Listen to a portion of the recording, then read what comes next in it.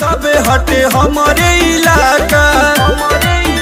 अरे शेर दहाड़ जैसे सीना अपन तान के, शेर दहाड़ जैसे सीना अपन तान के, ओ सही चलेला रंगदारी बबुआन के, ओ सही चलेला रंगदारी बबुआन के।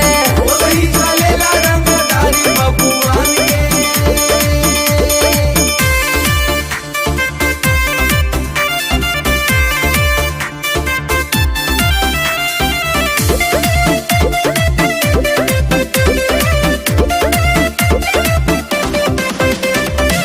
करबा जे गलती तो करी है न माफ हो जाइबे बाबू दुनिया से साफ हो, बुझला।